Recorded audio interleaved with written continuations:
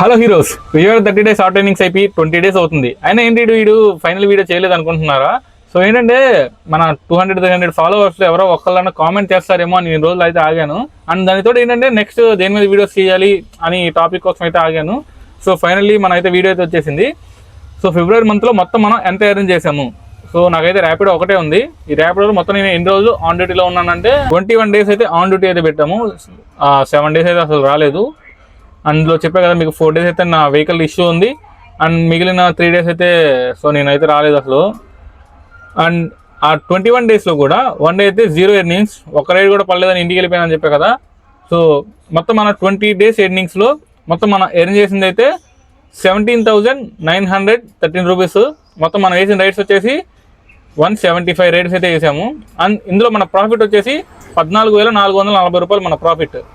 So ఈ 14,440 రూపాయలు profit కాకుండా మనం అయితే బయట వచ్చేసి ఎర్న్ చేసింది 1,540 రూపాయలు అయితే బయట వేసాము. సో మొత్తం మన టోటల్ ఎర్నింగ్స్ వచ్చేసి ఫిబ్రవరి మంత్లో 15,980 రూపాయలు. సో రౌండ్ ఫిగర్ 16,000 మొత్తం మన ఫిబ్రవరి మంత్లో ఎర్న్ చేసింది. అండ్ ఒకవేళ నేను ఈ 7 days హాలిడేస్ కాకుండా అండ్ ఫిబ్రవరి మంత్లో ఒక 30 days ఉంటే మొత్తం మీద ఒక 20,000 అయితే రౌండ్ ఫిగర్ అయితే చేయొచ్చు. సో 20,000 రౌండ్ ఫిగర్ బాగానే ఉంది. సో ఆటో చేసుకుందాం అని అనుకుంటున్నారు కదా. సో ఇక్కడ మళ్ళీ ఆగాలి. 20,000 మన ఇంటికి తీసుకెళ్తామా అంటే ఇక్కడ మళ్ళీ మనకు 3 categories అయితే వస్తాయి. సో మీరు ఆటో ఓనా, లోనా, రెంటా, ఈ 3 categories అయితే వస్తాయి.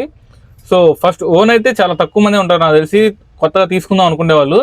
ఏంటంటే ఇప్పుడు సపోజ్ మీ దగ్గర 3 lakh క్యాష్ ఉండి డైరెక్ట్ కట్టేసి అసలు ఏ బిజినెస్ పెట్టకుండా డైరెక్ట్ ఆటో తీసుకుందాం అనుకునే వాళ్ళు చాలా తక్కువ మంది ఉంటారు. సో ఒకవేళ 3 lakh క్యాష్ ఉంటే ఎవరైనా వేరే బిజినెస్ గురించి ఏమైనా ఆలోచిస్తారు కానీ డైరెక్ట్ ఆటో తీసుకుందాం అనుకోరు కదా.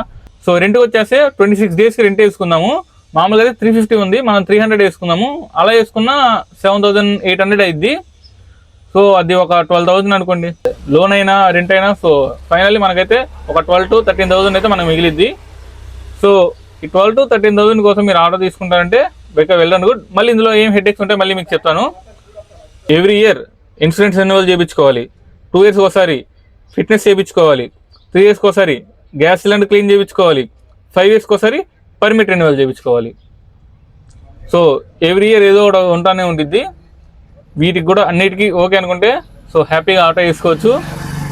అండ్ ఇవన్నీ తెలిసి కూడా నువ్వు ఆటో ఎందుకు వేస్తున్నావు అంటే చాలామంది ఏంటి అంటే ఇది ఒక రొటేషన్ గేము. ఈ రొటేషన్లో స్ట్రక్ అయిపోయి బయటికి వెళ్ళారు. కొంతమంది ఏంటంటే నాకు ఆటో తోలడం తప్ప ఇంకే స్కిల్ లేదు అని అలా ఉండిపోతారు. నాలాంటి వాళ్ళు ఏంటంటే ఏదో చేసేద్దాం అనుకుని ఉంటారు. కాకపోతే ఏం చేయలేక వాళ్ళకి చేసే స్కోప్ లేక చాలామంది ఆటో వేసుకుంటున్నారు.